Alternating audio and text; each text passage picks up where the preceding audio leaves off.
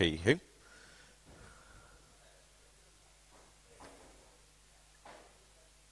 Så. Bla bla bla. 1, 2, 3. Ja, ja. Hej, hej. Hallo. Hej, hej. Bummelum. Hej, hej. Ja, ja. Tak. Hej, hej. Bummelum, melum, melum. 1, 2, 3. Ja.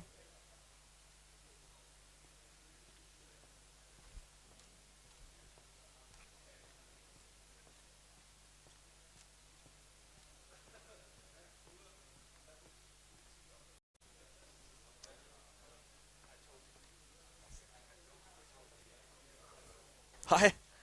Bummelum, melum. Du får noget. Ja. Yes. Det er fordi, den kører. I får kun den ene side. Det skal laves om til et monosignal. Det ved jeg ikke, om I kan gøre der på. Ja, fint nok. Ja, okay. Jamen, vi kan ikke trække to kabler, for det andet, det er det, der kører ud af anlægget. Men du får lyd. Kanon.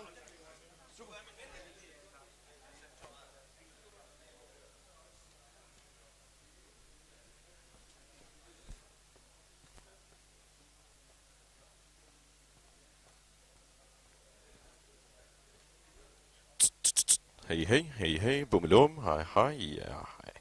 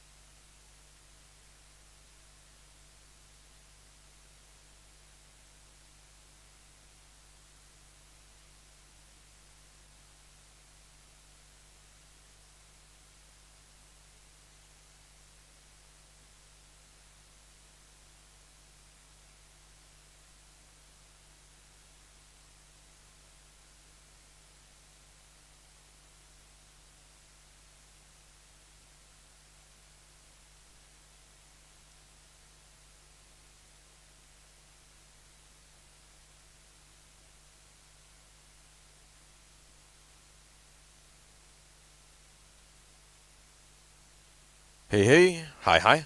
Og så står jeg pænt her og snakker som en eller anden politiker eller journalist, og så kan du vist nok høre mig. Og så ved jeg ikke, om der skal skrues op eller ned for alt det her, eller om det passer. Fordi det er, som sagt, alle signaler, jeg kommer til. Skide godt.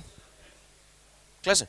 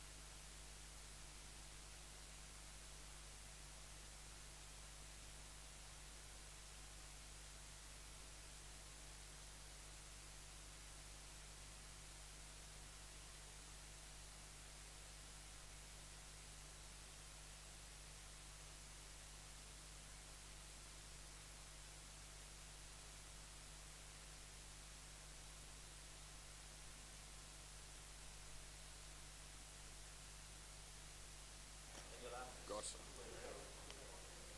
Ja, den skal bare rundt. Den her. Sådan der. Ja, det er sgu nok meget passende. Hvis du får lyst til at slukke mikrofonen på et tidspunkt, den trykker du bare på. Ja.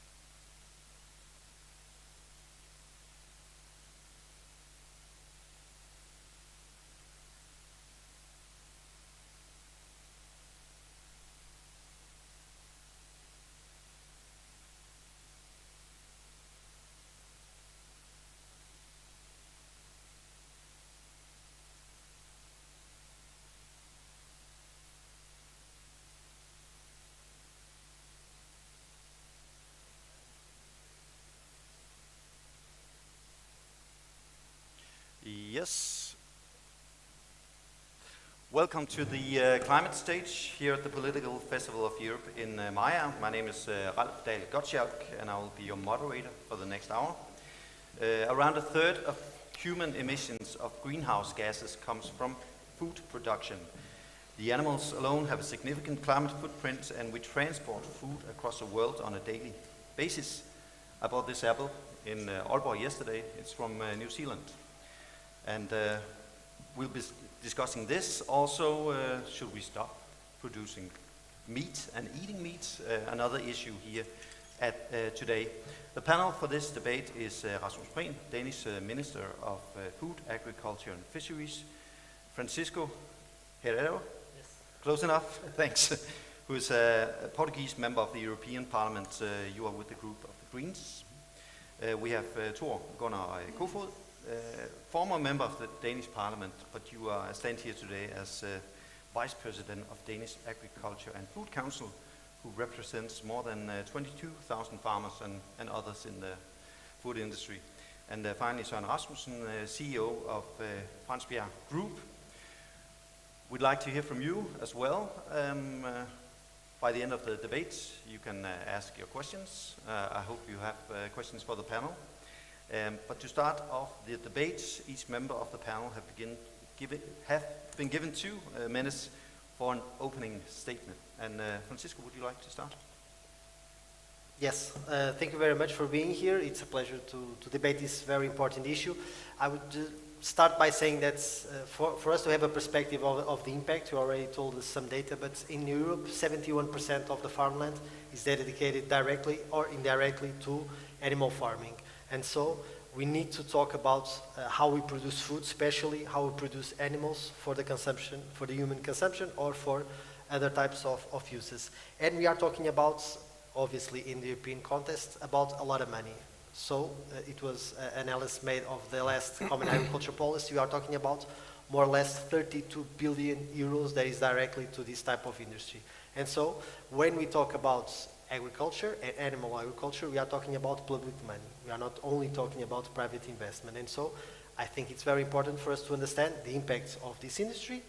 Are we allocating this public money to a good use? And will we be able to make the transition that we all need to decarbonize society? In our perspective, we are not. One data is that obviously we all know that we consume too much animal protein. And we are not talking about meat, we are talking about fish, we are talking about Portuguese. So Portuguese, it's one of the biggest consumers in the world.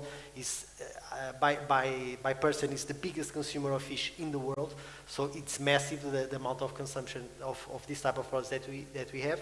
And so we really need to be open and debate, should we continue this type of production and the impacts? Because, and I will finish, because if everyone in every part of the world does this type of consumption, we will not be able to produce this amount of food. And obviously this has several other related issues: animal welfare, the devastation of soil, water scarcity, and so on and so forth. Thank you. Thank you so much. First of all, thank you very much for the organizers for having this festival, this political festival, and also facilitating this, I think, very important debate, and I've been looking forward to participate. In Denmark, we see ourselves as frontrunners when it comes to the climate policy. And we have set the target from the government side that we would manage to reach a decrease of CO2 emission by 70% in 2030. And therefore, we also had the ambition to make a very ambitious agricultural policy. And it was very difficult to negotiate that, because we know that agriculture is among, also as you said, Ralph, among the sectors emitting most CO2. But actually last year we managed to have a broad coalition with close to all political parties in the Danish parliament, from the far left to the far right. I believe more than 90% of the members in the parliament to back this agreement, and it's among the most ambitious agreement on agricultural policy in Europe and in the world. And when I'm traveling around, lots of other politicians from other countries are envying Denmark for having this policy. And we have set the target to reduce CO2 emission within the sector with between 55 to 65%, but also to live up to the EU water environment framework. And that means that we will lower the amount of nitrogen, and we will manage that actually without having a direct policy for reducing the amount of animals. Because we believe in Denmark that we are among the farmers who can produce meat in the most climate effective way. So if we had a policy to cut it down, then we could be in the risk of moving the problem from Denmark to another country where they would pollute even more. So that's the reason that we were quite concerned about doing it in a right way.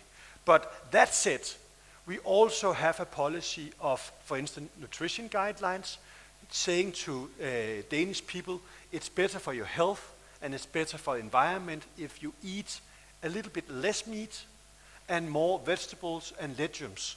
Because That would mean that you could avoid lifestyle diseases as cancer, diabetes, heart diseases, and so on. But it's also a way to cut down the emission on CO2.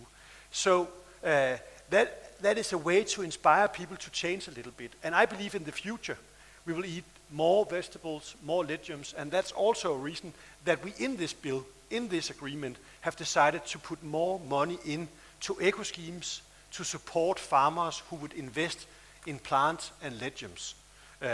So that's a way. And therefore, and on top of that, and I have to stop now, we also have initiatives on new technologies. For instance, we are working with methane-reducing feed additives to livestock, and we are also working with more efficient handling of manure in farms and fields. And then we have new initiatives on pyrolysis, where you take waste materials from the farms and change it into biochar that you can capture the CO2, and then in that process you can also make biofuel. So within few years, I believe that I will be able to take an airplane from Aalborg to Copenhagen without being criticized for being a climate enemy, because we can do it on biofuel create from pyrolysis, and that change is actually speeding up at the moment due to this very great agreement supported by a very broad political coalition. Thank you so much. Thanks. Torben Kofod.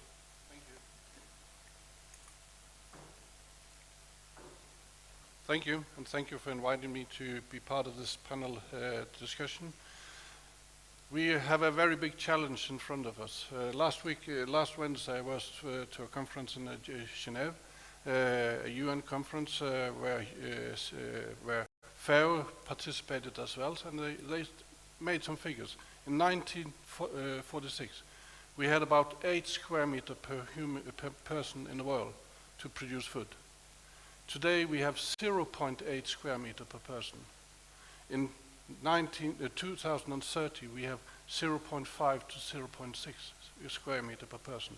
So the biggest challenge is that we need to produce a lot more, because as Rasmus just said, we have to use plants for a lot of other purposes than just food and feed.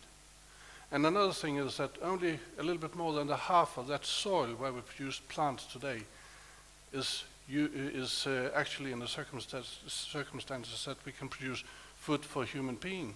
The rest is only that we can produce plants for animals.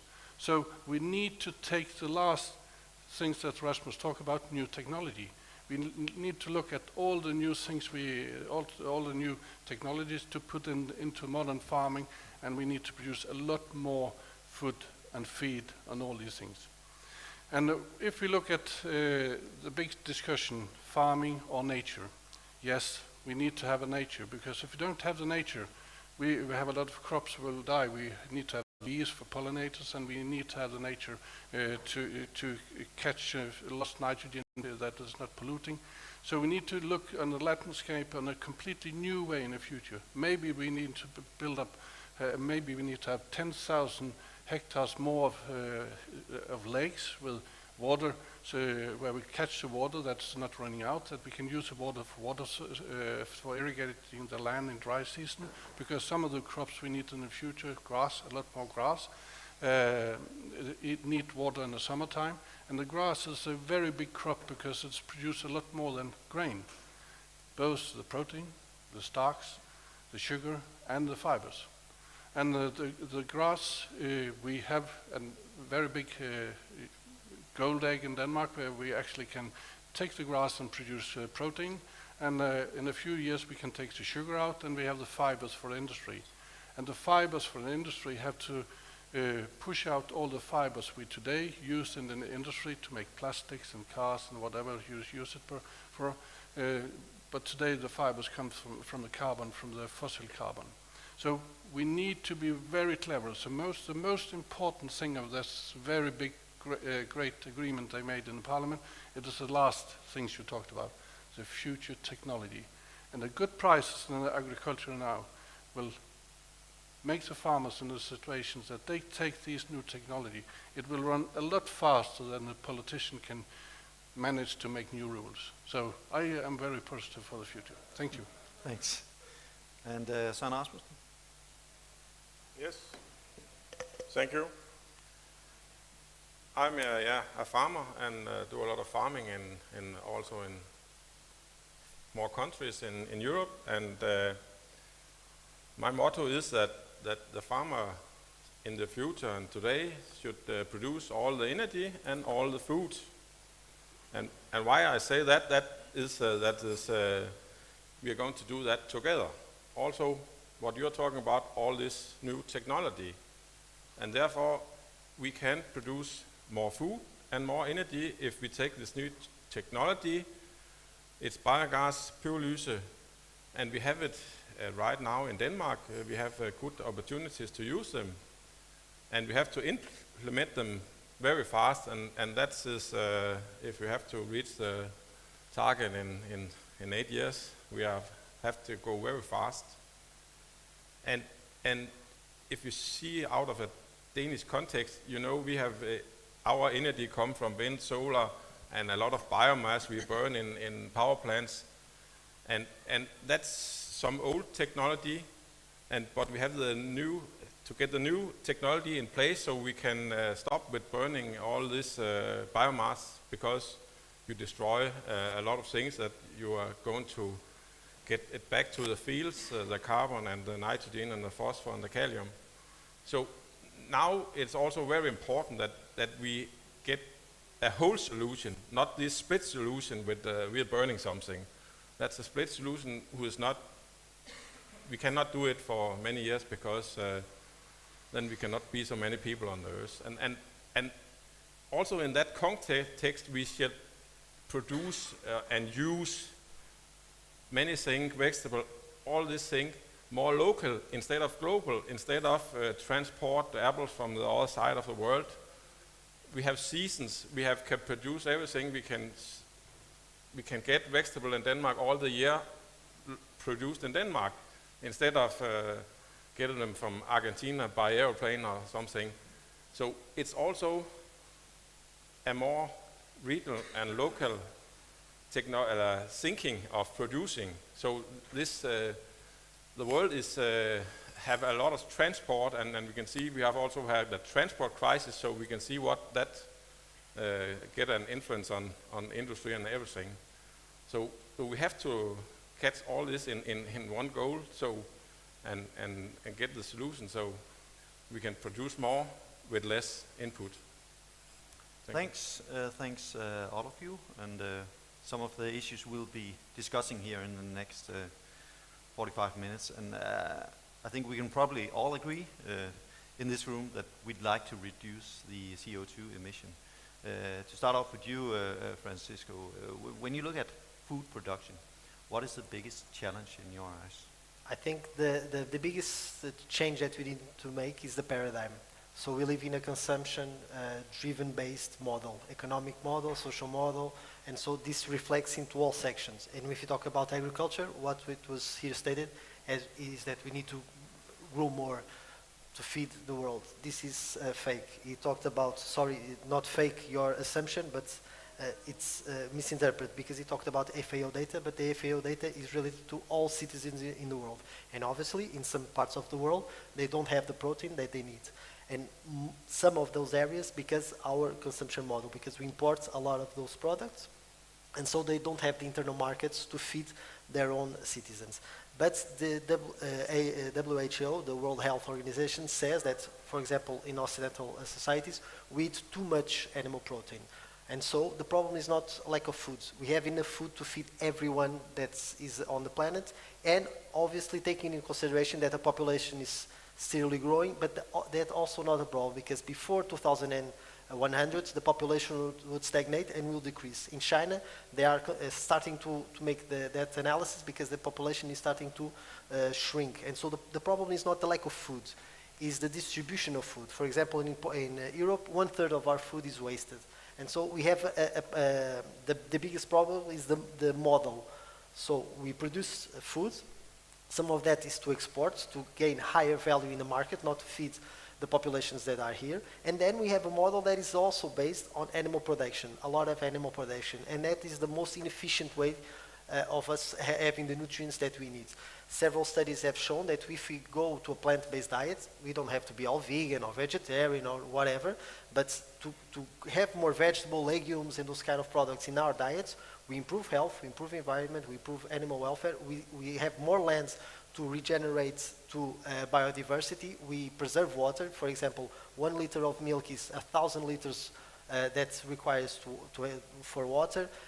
1 kilogram of beef is 14,000 liters of water, and for some countries, I come from Portugal, there's a huge issue, water scarcity, and we also have soil erosion, and so we need to shift the paradigm. And if you continue to say to our citizens that we need to consume everything that we consume as we have made, we are telling a lie, in my perspective.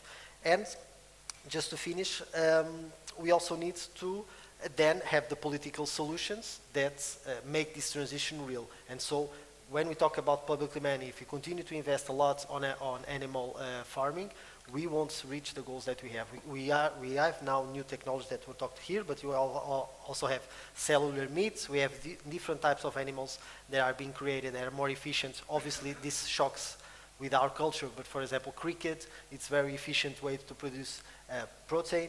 We have several other products that are plant-based, that are a huge industry that is growing, but we need to direct the public money to those kind of industries because they have really a ratio higher that will help us to make the transition to a decarbonized society and to a healthier society. That I think it's all our objective. We'll dive into some of these things. A small thing in one way, you mentioned food waste. And Rasmus Prehn, I don't know if you can legislate here. I read that in Denmark alone, more than 500,000 ton of food is thrown out every year, food that could be eaten by other people. How do you solve this? In Denmark, we have the approach when it comes to food waste and food loss that we believe in partnerships and alliances rather than legislation. We have seen examples from Spain and France with legislation that really didn't have the effect that they intended to have. But in Denmark, we have partnerships with our industry. Perhaps, for instance, in the dairy industry, you have a lot of rest from milk and other things. And now we have invested in new technologies to secure that you can use all the milk and all the butter in the machines instead of having all the rest, all the waste. And when it comes to supermarkets, we have alliances working with, for instance, smaller packages. So in many families, they don't have 2 adults and 2 children any longer. They are perhaps single or living 2 together. So it's smarter to have a smaller package. And then when the food is close to being too old, then you have a discount on it and you will put it in the front of the supermarket. And then we also have a task force working with how to make it easier for supermarkets to donate food waste to, for instance, homeless people, social initiatives and all that. Actually, yesterday I was in Copenhagen at our national stadium Parken, together with the company Too Good To Go and also the Nordic supermarket chain Coop. And they had an initiative where you could have a bag of food for free, and it was food waste. And there's a lot of that kind of initiatives. So I believe in the future, due to our partnerships, due to our alliances, we will actually solve this problem with food waste and food loss. And we have also tried to say, in the midst of this crisis, where you can see the prices are going up, and it's very expensive to be a family and buying ordinary goods for your family, then we try to emphasize for people, try to work with food waste and food loss. And you can actually save money in doing that. So we have a calculation, it's something like for an average family, the prices have going up with a little bit below 500 kroner a month, but you can actually save half of it if you stop wasting food and stop wasting food, but also working with the nutrition guidelines. So if you eat a little bit more vegetables and legumes, it could also be cheaper. And then you can save the money to have quality beef when you actually decide to have the meat. So that's the way we are working with it. Try to mobilize people. And it seems like Denmark is among the countries who have the biggest success in changing people's mindset on this. But of course, we are also open for legislation, but we have to find the solutions so they actually work. And the experience from France and Spain are not good. Now, Thor, one of the things Francisco said was that you don't believe you have to produce more, you just have to, in a way, use it smarter, if you can say it like that. What do you think about that? He is right and wrong, because we don't need to produce more in the world, but we need to produce more per hectare, because the area where we can produce will be smaller in the future for every year. The deserts are increasing with about half of France's land area every year, so actually we need to produce more per hectare. So we need to change the crops to that. Do we need to produce soybeans all over to produce the proteins for the animals? We can use grass and small legumes like clovers and other things to produce the proteins, and use the technology to feed the animals. So in that way we need to be a lot more clever.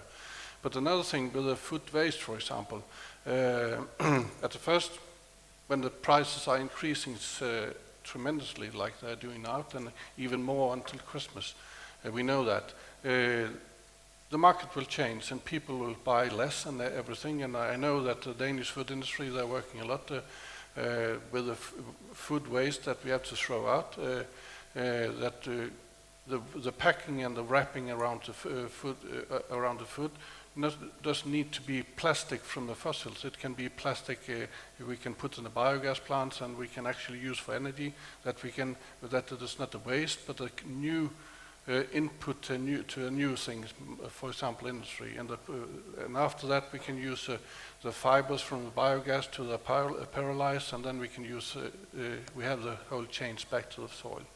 So all that change, that we have to look at the technology, how we can produce something else in a new way on the land. We need to take it into our production, and it need to go fast, because all the protein in the world, if you only calculate on the protein needed for the society, we can't rely on the soybeans, because they are not producing proteins enough per hectare and then compared to the land, because the photosynthesis is too short in a year on a soybean in compared to grass and clover. So we need to turn the production into another way if we have to supply the world. And that's why we have a lot of new technologies on the way in Denmark. So this package that the government and the Danish parliament made, that we look at the new technology, wait 2-3 years, it is another discussion we have, because then it is these technologies, we have seen them, they are on the way, and especially in the energy sector, how they can take all the waste from the agriculture and convert it to value, and it will make the money to the change in agriculture. I get you in a second, Søren. I'd just like to ask you, Francisco, because as Thor says, it is true the population of the world is growing rapidly. So we still have to produce some more, or do you recognize that? If we continue to this type of consumption, yes, of course. But for me, it's clear that if we continue this type of consumption, every citizen in the world has the right to have this type of consumption that we have in the European Union, and there's no technology that can feed the world at the pace and the fastness that we need to decarbonize at the same time the society. It's impossible. You can have aquaculture, you can have cellular meats that has some years to go to make it like commercial viable. You can grow crickets, you can do all the things that you want. It's impossible for us to feed the world if we continue this consumption model. That's why I say that we need to shift the paradigm and to eat less meat products, to have less, because you talked about soy, and it's true, but if we analyze, the majority of soy that we import is to feed livestock. We are talking about in the range of 65 to 75% of the soy is to feed animals. And so this is a very inefficient way to produce food. And that's why I'm vegan. But I'm not an apologist of saying people what they should eat or should not eat. And so, but we have policies that direct people to consumption or not. If we subsidize heavily the meat industry, the dairy industry, the price will be very low, and it's externalizing all the costs. The importation of soy, the water that it consumes, the soil that it degrades, also the investment that is not being made on animal welfare. And so the real cost that we have on the shelves, it's in reality not a real thing. And so if we don't internalize all these costs and be clear to citizens to say, we cannot maintain this level of consumption of these products, we have to make solutions. And that's why I say that in this paradigm, it's impossible for us to feed the world, obviously, but it's not a problem of lack of food. We have more than enough food nowadays with our current technology to feed everyone in the planet. Now, very simplified, meat is often a sort of scapegoat when you discuss this in farming. We should just all stop eating meat. I'd like to hear the two farmers here in the panel. How do you see the future of meat production in Denmark and the rest of Europe? I see that I think that the meat production will decrease 10-15%, but it's important that we have this agriculture have to the meat production and the fertilizer and the energy production is something of the same, because we need it all, and we can produce and get the green energy for the aeroplanes and everything out of the waste, out of the straw, out of the tree. So if we do it together, we can manage to have near to the same production, at my opinion. And just you first, Thor. Of health reason, we need to eat less meat in the West world, less meat and fat, because it is the biggest health problem we have in the West world. But the meat consumption in the world will increase as in the same rate as the world are getting richer. Both the meat, the consumption of meat and beer, it is increasing.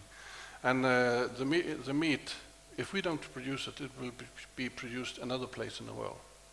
And we can't just push it out to another country in Europe, because they are fully booked.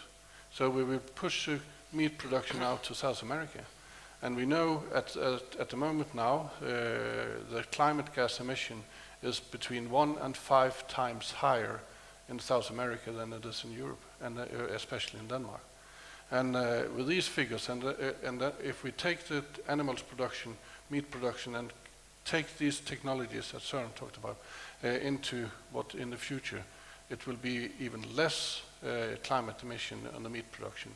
So we need to continue to produce meat in Denmark as much as we can. But we still need to, if we need to produce less meat in the world, it is the consumers who have to take the decision and buy less meat and eat more plants. And we need to do that, because we can't continue that in the rate that, especially in Asia, if they begin to eat more meat than all of them, we can't produce all these animals. Rasmus? Yeah, I think it's there's no doubt that in the future, also for health reasons, as Thor Gunnar is saying, we will eat less meat and more vegetable and more legumes.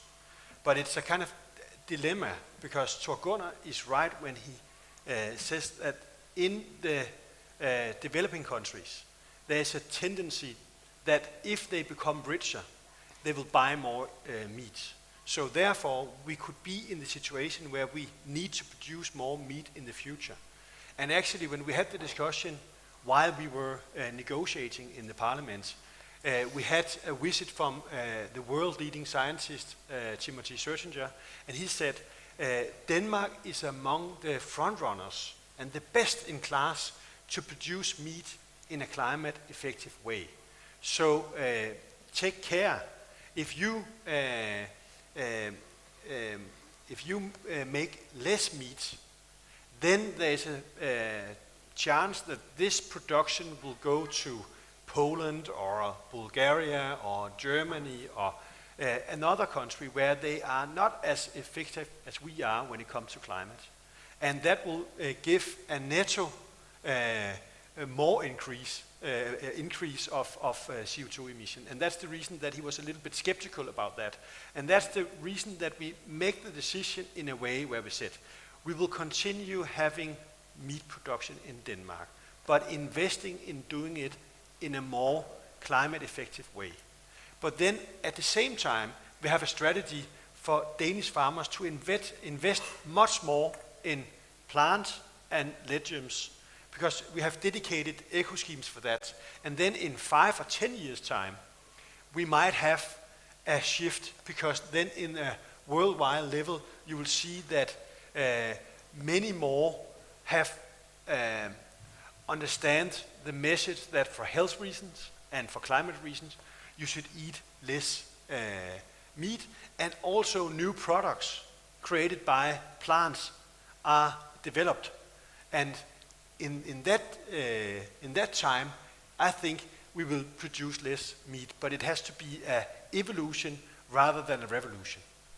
Do you accept that this claim that if we, for example, in Denmark, it could be Portugal, produce less meat, then other countries will just produce instead?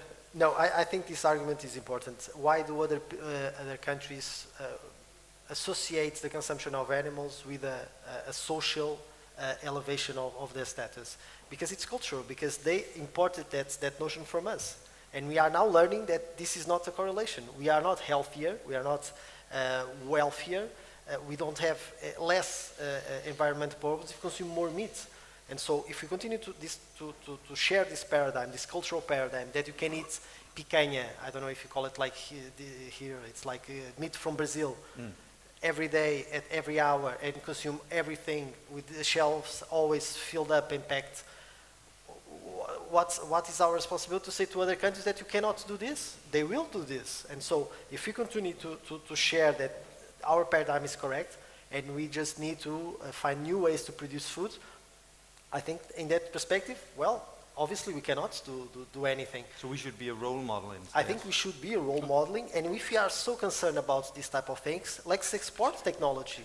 Let's give them technology, because the majority of the emissions were made by industrialized societies, and Europe is one of the biggest ones that has this cultural footprint.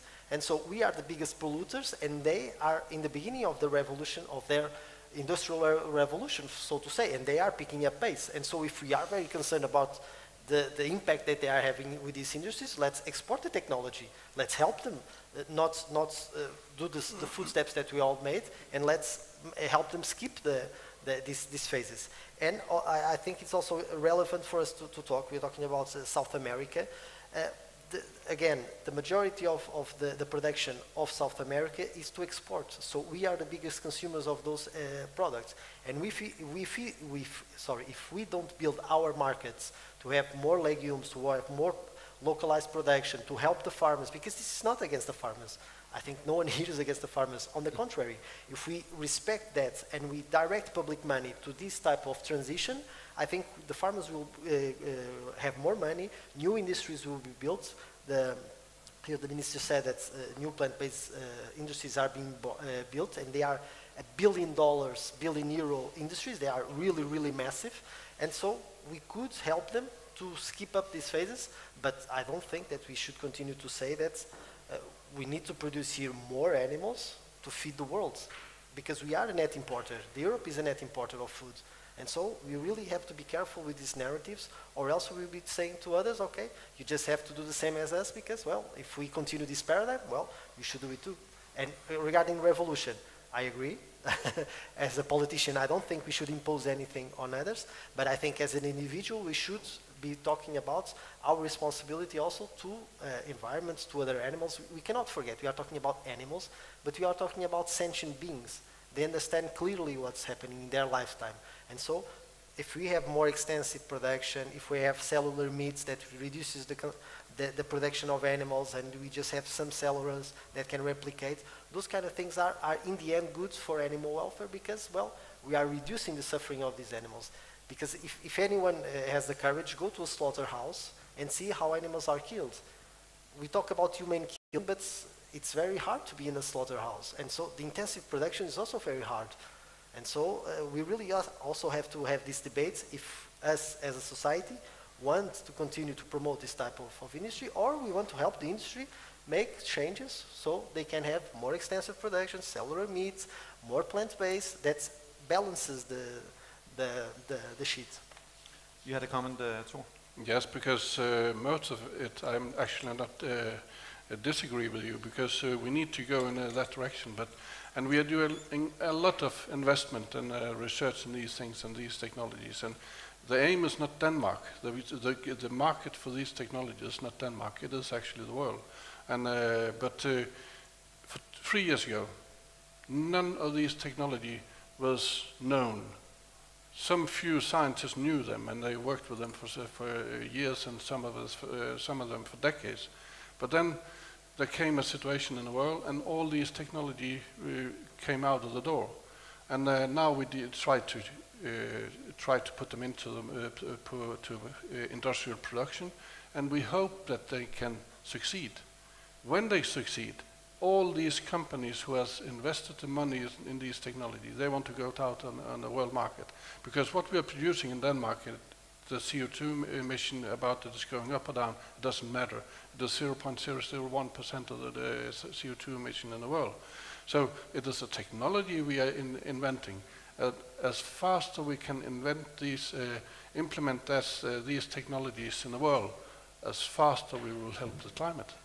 And it is a reason that the Danish agriculture push a lot to that, especially in the political way, focus on the technology, help us to implement these technology, because it is these things who is helping. Søren, as a farmer, but you're also someone who helps other farmers when they need to make some innovation in their farm. Is it true? Are Danish farmers willing to take these steps? Yeah, it's both the farmers and the energy sector, because Danish farmers are not the richest in the world, I know.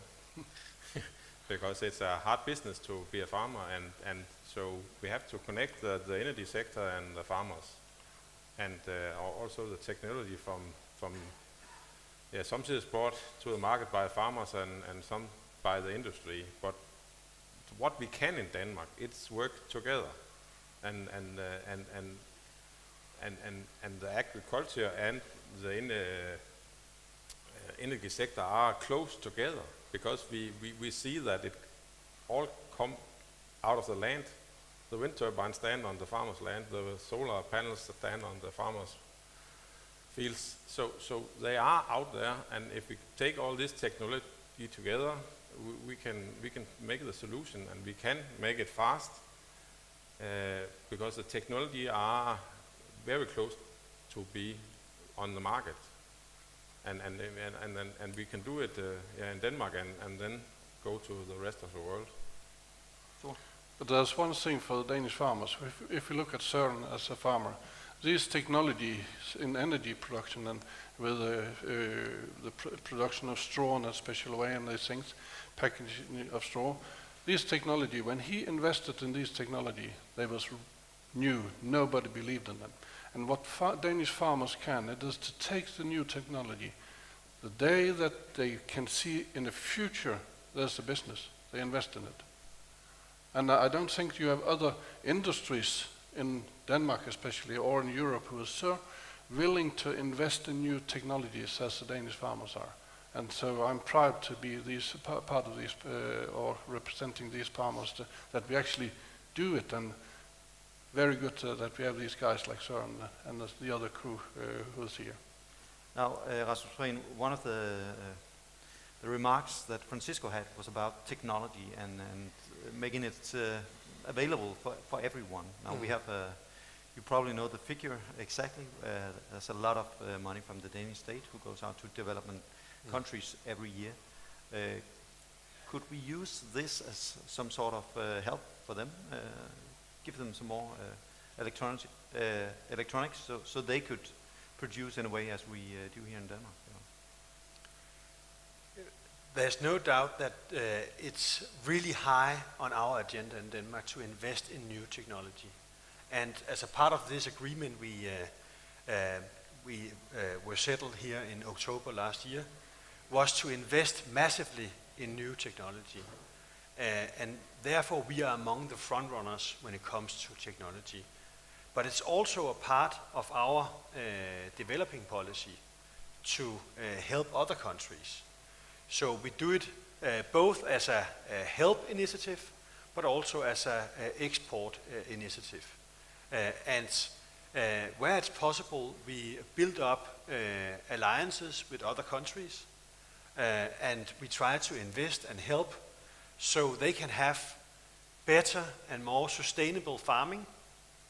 But then at the same time, we also have partners that we can make trade with in the future.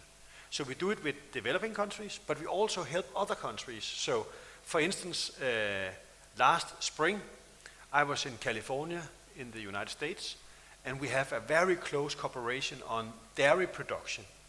And to visit the farmers in California was quite interesting because even though they believed they were about the absolute front runners in the United States and in the world, I could see that they were like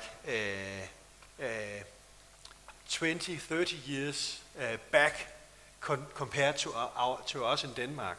And therefore it was interesting to be there with Danish farmers, Danish engineers, and try to have the dialogue about how can we create this process in a much more energy effective way, in a much more sustainable way for environment and climate, but also in a way where they could have much more output.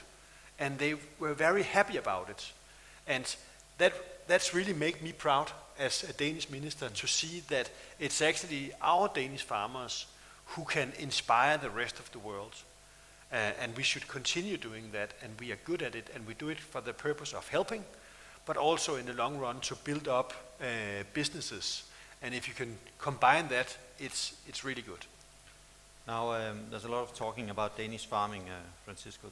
We are in Denmark, that's how it is. I like to return to my apple here because, as I said, I bought it here in Nordjylland. It's from New Zealand.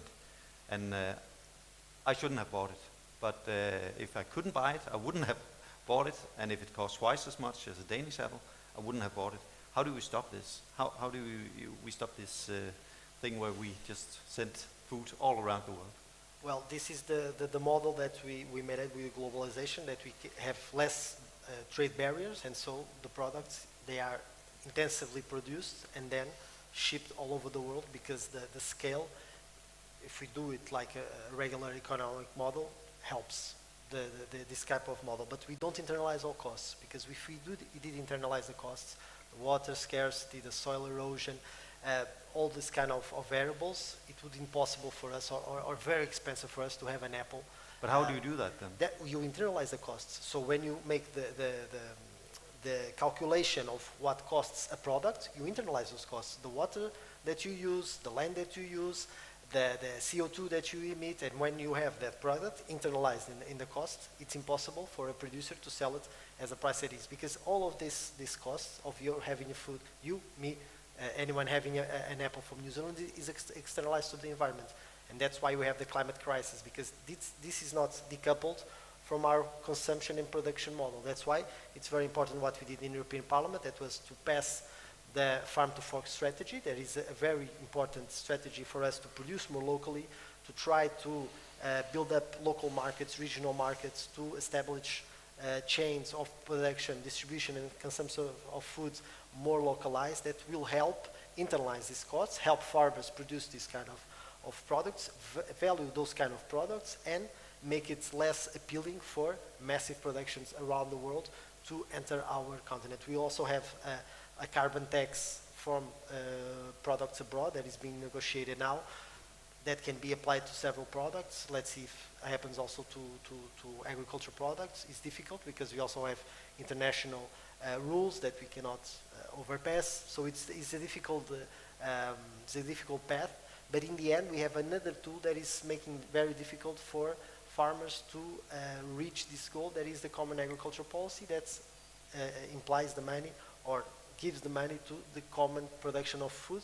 That is very intensive. That is more based to the export of this type of products, and so we have like an unbalanced situation, but we are trying as much as we can to localize production, distribution, consumption, tackle food waste, and in the end also improve biodiversity with a biodiversity strategy, also decreasing pesticides, giving more support to eco schemes to farmers, and so in that perspective it's a win in a way, it's a loss in another. Let's see if we can scale up this type of mindset change. But what the minister said is it's relevant also.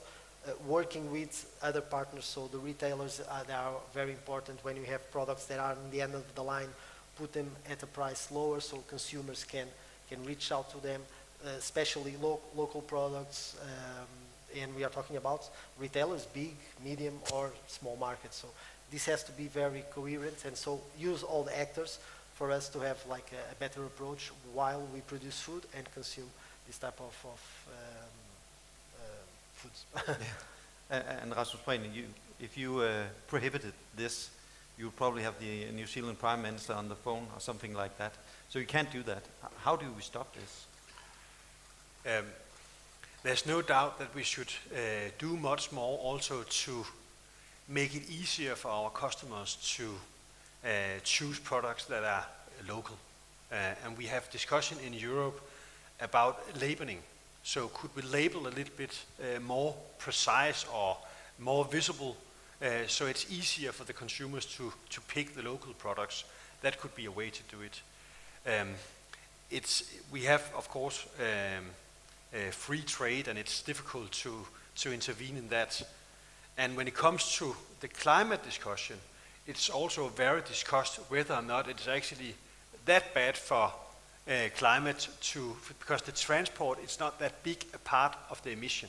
So it's a little bit discussed. But for many other reasons, it's good to have locally produced products. And as I see it, there's a tendency in Denmark going to eating much more local and much more in season. And if we look into our gastronomical scene, Denmark is well known to have some of the best restaurants in the world. And actually, they are well known for be front runners when it comes to use plant-based food, but also local food in season. And in that way, I see that they can inspire the ordinary customer to think about, oh, I should actually be aware of what I'm eating. Is this a local product, or is it something that is in season? Perhaps I should wait to have this strawberry till it's in season. And when it's not in season, I should find some other things to eat. And I think there is an increase in that awareness. Of course, it's slow, and we would like to speed it up, but there is a tendency in that direction, and I would like to help it as minister. But Pfoe and Søren, isn't there some sort of paradox here? Because you, as farmers, you like to sell your products in the US or in China, so it's a good thing in some ways that you can export food. Of course, but if you make the calculation, because of course when you say it isn't terrible that we fly that apple from New Zealand to Europe, everybody will say, of course. But if you look at the life circles calculation, how it is produced, take into the consideration land use change and all these things. We, for example, produce a lot of green salad in Denmark and export to South Europe. And if you look at the greenhouse emission in that salad, the transport, it is nothing in compared to the land use change and how we produce it here, how efficient we produce it, and especially in the season when we produce it. How is the weather in the south of Europe on that period of the year? So if we put all these things into the calculation, it is not so dangerous that we are having this transport. At the moment now we are getting strawberries from Pfoe, Lofoten in Norway, because they have had the sun. They start very late in the season. They have the midnight sun, and then they have the red strawberry in July, August. So it is not a problem that we are getting from northern Norway at the moment that have the transport. But if we buy them from other places in the world, in greenhouse, where they use lighting and water irrigation and everything, and put these things in, it is maybe not so difficult. So we need to be very careful where we ban something out, because it is if you look at the feelings, it's not good. We need to make the life cycle calculations, and especially on the health of the people, that it is very important that we are getting the apples. It is very important that we are eating the salad instead of eating something else, and we have it fresh on the market every day. It is very important. You have a comment on this, Søren? Yes, I have. I'm only investing in sustainable, also agriculture, and I'm not proud of that we export a lot to China, but I see it more like the northern part of Europe, and you can say in the EU, we are producing 120% of food and 60% of our energy. Therefore, I said that the farmers in the future should produce more energy and materials and a little less food, because the export too far away, will close down sooner or later. So the local, the regional thinking also should be implemented in farmers' thinking and politics and other things.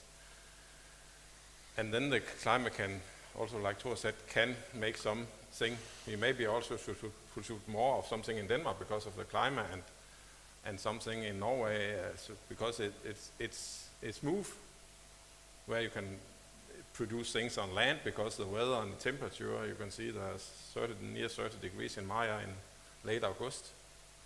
That's not normal, but maybe the new normal. Yeah. So all these things we should be aware about. We are within the last 10 minutes, and I promise if anyone of you had any questions, I would allow some time. Does anyone have anything to ask? I just want to say that there's Yes. no stupid questions. So be at ease and be provocative if you want.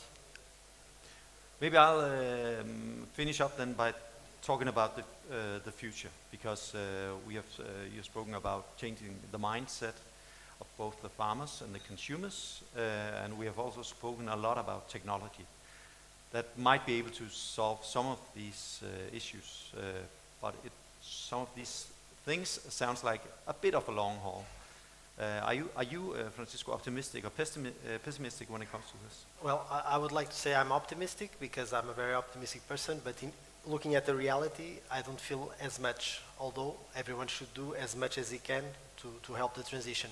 But the signs are clear. We continue to emit more greenhouse gases than we should, and it's continually growing. So we even in COVID, we did not decrease, and we stopped the entire world.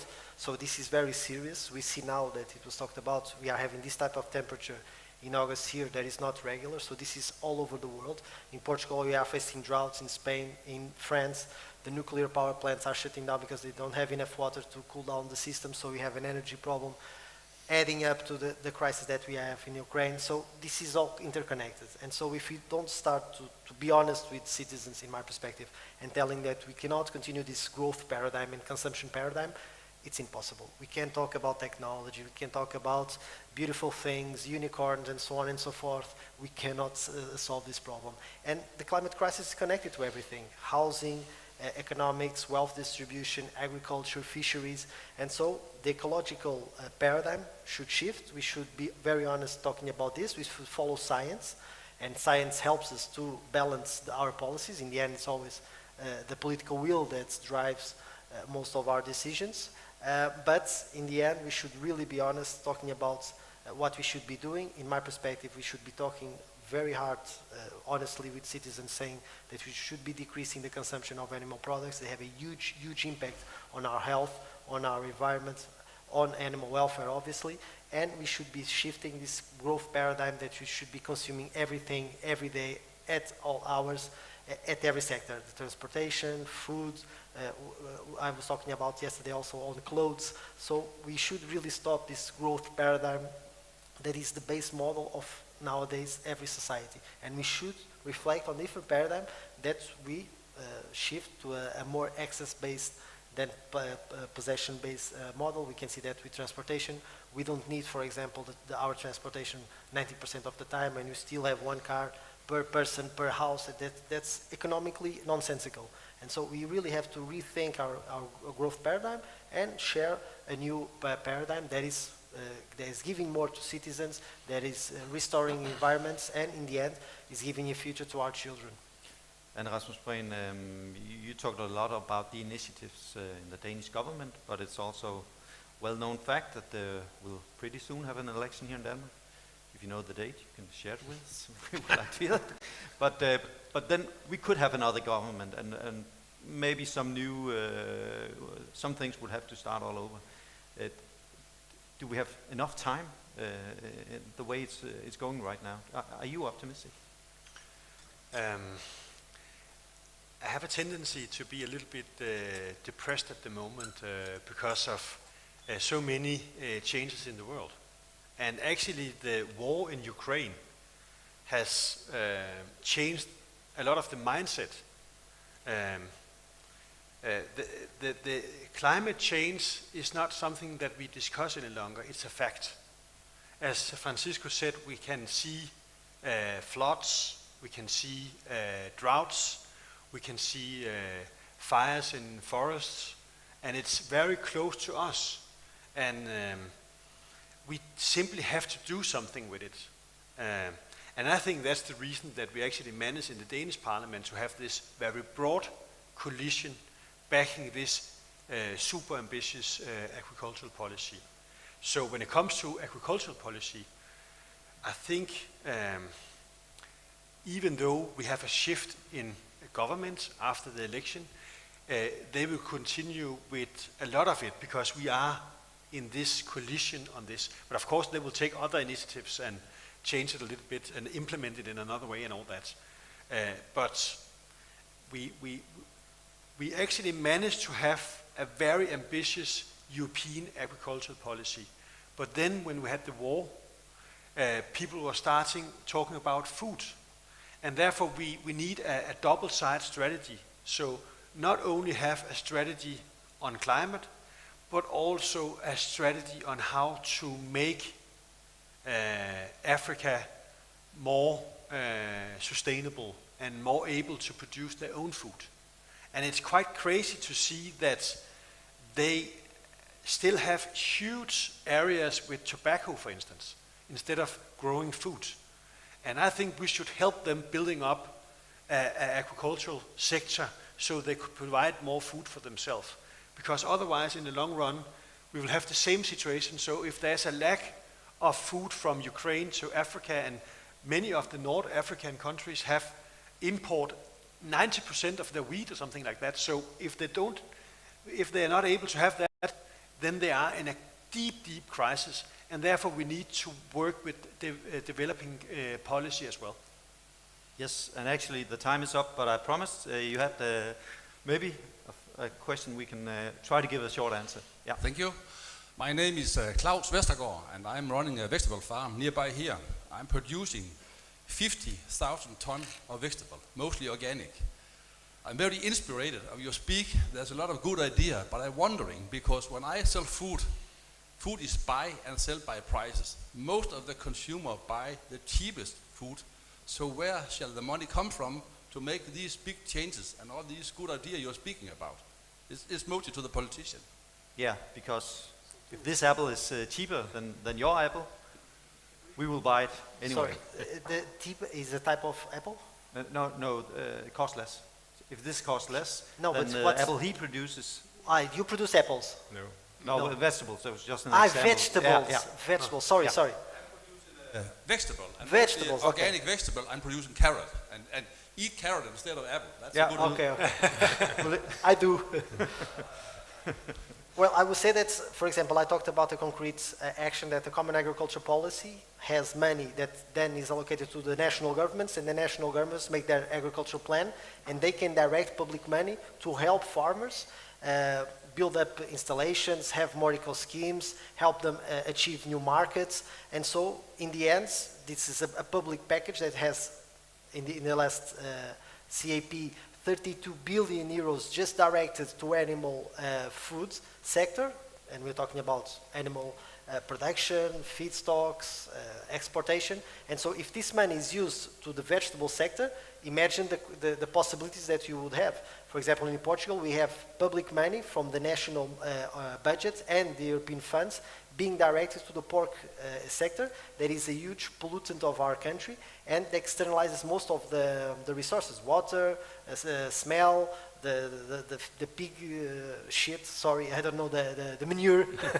And so if we direct this money to other types of industries, they will have more capability to reach out new customers, to decrease the value of the products in the citizen. And so I think it's also about policies. How do you direct public money? And Rasmus, just a short answer. It was Søren, right? Klaus, sorry. Yeah. How do you make Klaus carrots cheaper than a carrot from Holland, for example? It's really difficult, but what we can see is actually that vegetables are cheaper now compared to meat due to the energy prices. So if you use this crisis as a method to inspire people to eat more healthy and more sustainable, that could be a way of doing it. And we have our labeling. So in the future we'll have a climate label, and if we have a good carrot from Klaus that is organic, then I'm sure that will have the label on it. So it will have the very famous Ø-mærke, the organic brand from Denmark, which is a label as well known in Denmark as Coca-Cola. And then we will have the new climate label, and that will inspire people to buy more of your vegetables. And then I'm sure that in the election campaign there will be discussion, should we look about taxation and all that. But I don't have any policy on that right now, but I'm sure that it will be a part of the debate in the future. Thank you very much, and that's all we could get. Maybe it'll help you, Klaus, we'll see. Thank you all of you, Søren Rasmussen, Thor Gunnar Kofod, Rasmus Prehn, and Francisco Jero. Yeah, okay, close enough. And thanks to all of you. There'll be a lunch break here at the climate stage until 2 o'clock. There'll be another debate. What is the social and economic impact of the European green transition? Among others, the ambassadors of both Poland and Belgium in Denmark will discuss this topic. Also, at 1 o'clock, Morten Løkkegaard will be speaking at the Europe stage. Løkkegaard is vice chairman of Renew, a liberal group in the European Parliament. Thank you and enjoy the rest of the festival. Yeah.